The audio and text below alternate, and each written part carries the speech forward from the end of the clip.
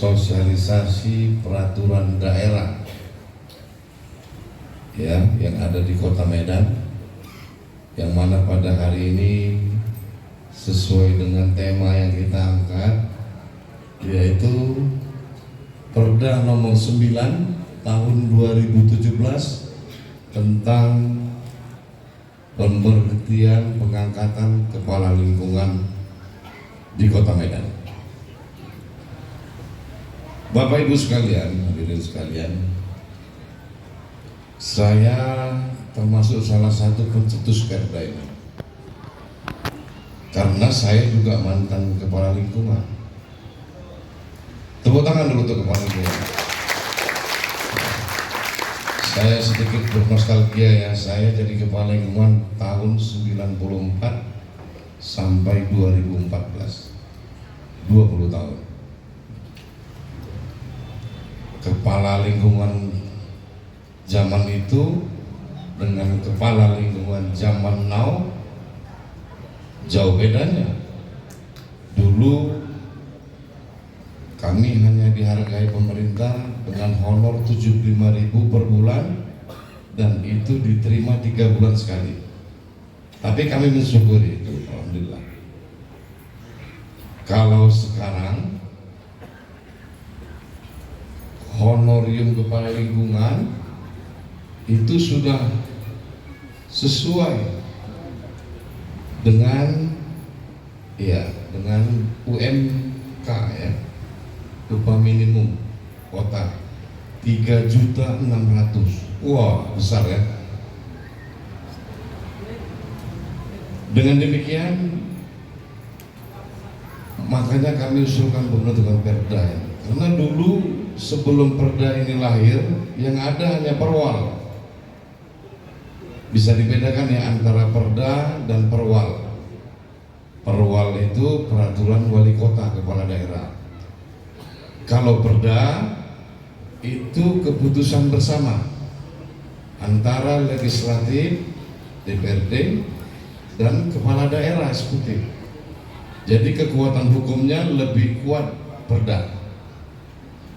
Nah sekarang ada Perda, ada juga perwal. Perwal itu untuk pedoman juknis. Juknis itu petunjuk dan teknis ya. Jadi selain Perda, lebih ke teknisnya ada perwal. Perwal tidak boleh jauh dari Perda, karena turunannya harus satu napas dia. Nah akhir-akhir ini ya, menjadi kepala lingkungan itu banyak peminatnya. Betul ya Bapak Ibu ya, betul ya. Ada yang minat juga ya, ada ya. Ada. Ya. Dengan banyaknya peminat, kadang-kadang pihak kelurahan, pihak kecamatan menjadi repot ya, karena setiap lingkungan ada kompetitor ya, setiap lingkungan ada kompetitor, ada yang berminat ya, motivasinya apa itu terserah masing-masing motivasinya apa. Bisa juga menganggap ini bagian dari profesi pekerjaan, karena hasilnya juga sudah bisa untuk berbiaya di rumah ya dengan UMK tadi. Nah semangatnya kita membuat Perda ini, tujuannya dulu tidak pernah diatur usia kepling itu maksimalnya berapa. Kalau kita masih ingat, saya masih ingat dulu saya kepling tahun 94, ada kepling yang sudah hampir 70-an. Akhirnya bukan keplingnya yang ngurus masyarakat, masyarakat yang ngurus kepling. Digotong-gotong kepling ke rumah sakit kan? Ya, namanya kepling sakit ya kan? Warga pasti peduli lagi gotong. Dengan itu dalam Perda ini kita coba berdiskusi dengan rekan-rekan yang lain, harusnya Kepling ini jangan lagi lah di usia-usia yang sudah harusnya pensiun ya menurut pemerintah. Kalau sekarang Pak 60 ya, 58 60 ya kalau PSN ya. Ya, jadi kemarin kita sepakat 55 batas terakhir bisa mencalonkan diri, sehingga 3 tahun dia 58 tahun sudah masuk usia pensiun. Ya, itu. Tujuannya apa? Tujuannya agar benar-benar Kepling ini secara jasmani dan rohani sehat, mampu melayani daripada, silakan Pak Dede, melayani daripada masyarakat yang membutuhkan bantuan dari kepala lingkungan. Ya. Tugas kepala lingkungan ini mau dibilang ringan, berat Bapak Ibu, karena tidak ada jam kerjanya. Jam kerjanya 24 jam, iya kan? Kalau ASN masih ada jam kerja, masuk jam 8, pulang jam 5. Kalau Kepling 24 jam. Karena apapun yang terjadi, apapun kejadian yang ada di lingkungan, kepala lingkungan harus tahu, harus memantau itu, karena itu menjadi tanggung jawabnya. Nah, sehingga di dalam Perda kita sepakati kemarin bahwasanya usia terakhir itu adalah 55 tahun. Batalnya kalau dulu sebelum ada Perda itu 2 tahun sekali. Sekarang kita buat 3 tahun. Mungkin ke depan, mungkin ya, ini masih wacana kita juga di kantor DPRD, kita akan merubah Perda ini. Kita akan perbarui Perda ini supaya lebih sempurna lagi. Mungkin nanti dari usia kalau kita anggap 55 juga masih terlampau, ini kita bikin nanti 60. Itu wacana, ya, itu wacana. Mudah-mudahan nanti bisa berhasil.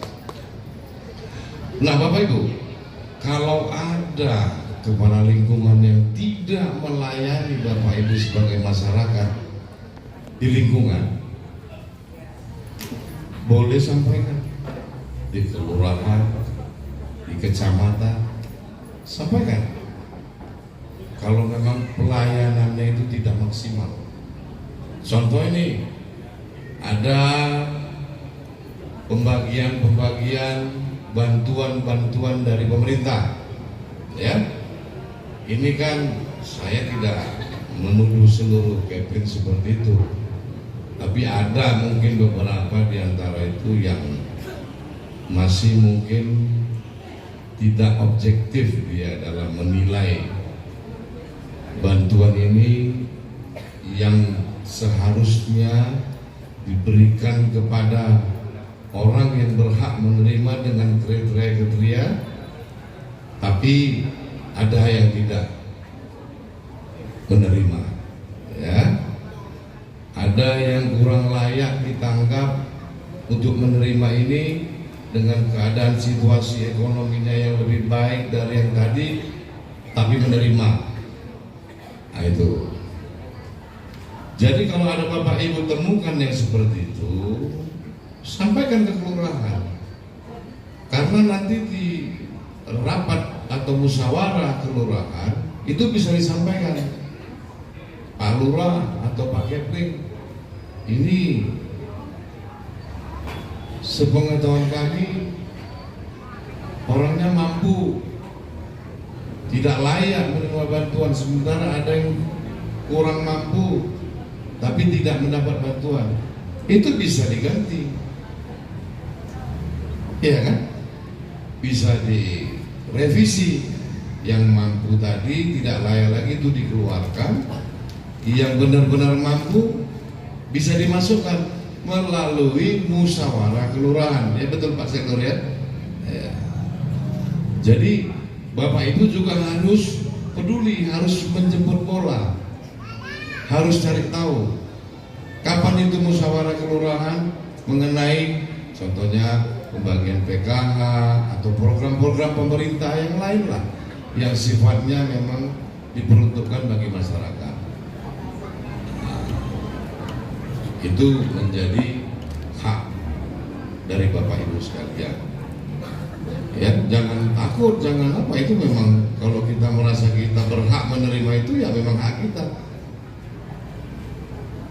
Kemudian dengan perda ini kita berharap kepala lingkungan ini benar-benar bisa menjalankan tupoksinya sebagai pelayan masyarakat. Ya, ada hal-hal mungkin yang di masyarakat di lingkungan kurang mendapat perhatian, misalnya ada lampu mati, ada paret yang itu Pak Keplingnya harus peduli, data, sampaikan nanti di Musrenbang kelurahan, ya. Begitu juga kecamatan, atau bisa disampaikan ke kami langsung, menjadi bahan kami sebagai wakil rakyat untuk menyuarakan ke pemerintah, ini loh yang diperlukan lingkungan ini, kelurahan ini. Karena di sana juga kita berjuang untuk mengambil anggaran. Jadi kalau kita nggak punya data, ya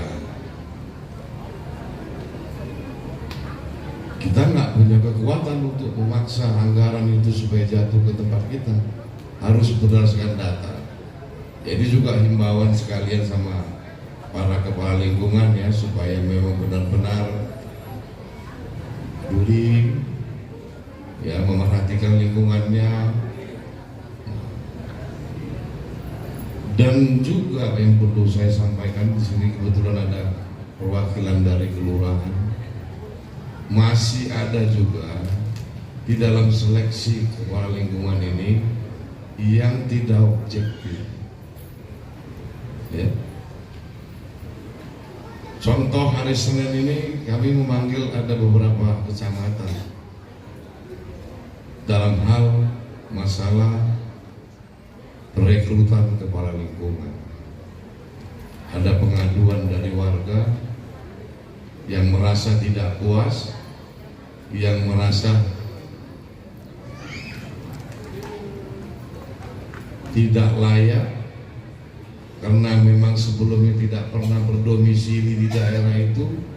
Tiba-tiba ada seleksi kepala lingkungan, dia bisa menjadi kepala lingkungan. Kita akan pertanyakan itu kepada kecamatan kelurahan. Kalau memang itu tidak sesuai dengan perda dan perwal, kita bisa suruh batalkan SK camat itu. Hanya kitab suci yang nggak bisa dibatalkan di dunia ini.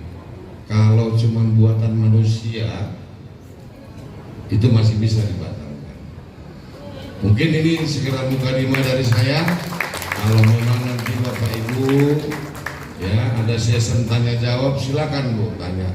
Baik mengenai perda ini ataupun yang saya sampaikan tadi.